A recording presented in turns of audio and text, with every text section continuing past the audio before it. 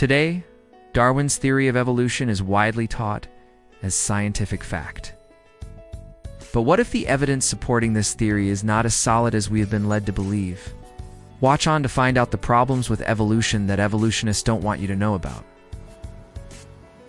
Before the 19th century, much of Europe believed that life was created by God, as described in the Bible. But in 1859, Charles Darwin proposed a revolutionary idea in his book on the origin of species. What if all life, from the smallest bacteria to humans, evolved from single-celled microorganisms over millions of years through purely natural processes like natural selection? His theory, if true, removes the need for God. And that has led to a decline in the proportion of Christians in many parts of the world, especially Western Europe. Today, only 18% of Western Europeans attend church. Most non-religious Europeans say that science makes religion unnecessary in life. For a region that has been deeply Christian for close to 2 millennials, this is a drastic turn of events. In modern times, evolution is often taught as a fact in schools and universities. For many, it has become the default explanation for life's origin and development. But what if the evidence supporting this narrative is far weaker than most assume? To assess this, we first need to understand the difference between microevolution and macroevolution. Microevolution refers to the small changes within a species or population, like Darwin's finches, adapting their beak sizes and shapes to different food sources. We see this all the time. It's observable, uncontroversial, and even forms the basis for dog breeding, which has been practiced for thousands of years.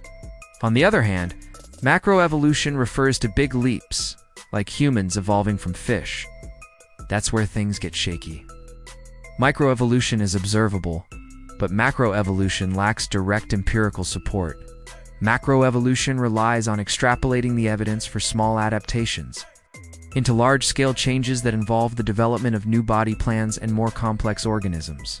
This is problematic. While small genetic changes are common, the large structural mutations needed for new body parts are incredibly rare.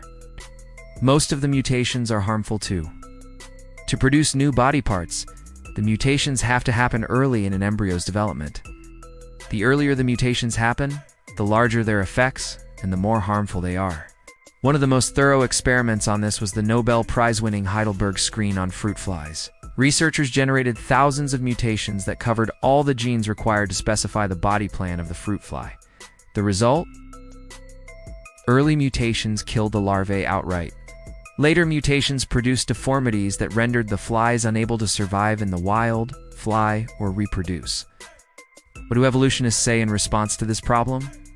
They acknowledge that most mutations are harmful, but they argue that the rare beneficial mutations could gradually accumulate over millions of years, eventually leading to new body structures and complex life forms.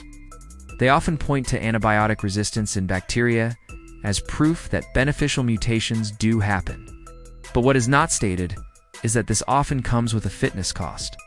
The antibiotic-resistant bacteria usually become less fit in normal environments, in the absence of antibiotics. Moreover, even for beneficial mutations without these fitness costs, the mutations tweak existing enzymes but do not create new body structures. As geneticist John F. MacDonald puts it, there's a great Darwinian paradox.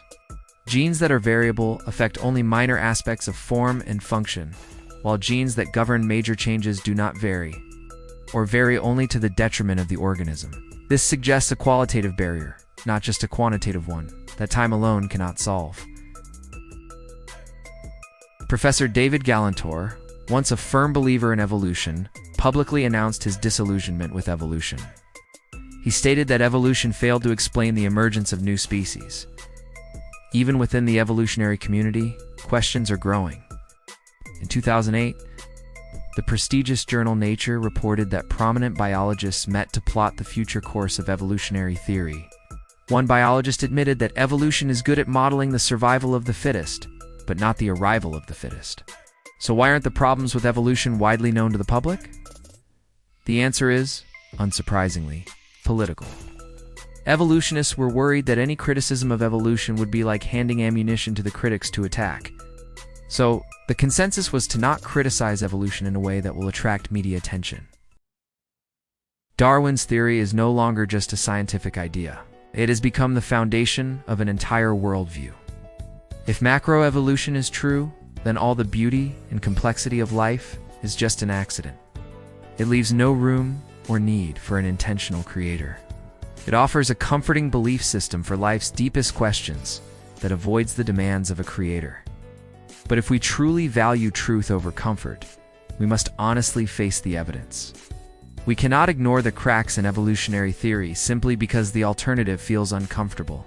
Rationality demands that we follow the evidence wherever it leads, even if it leads us back to the possibility of a creator.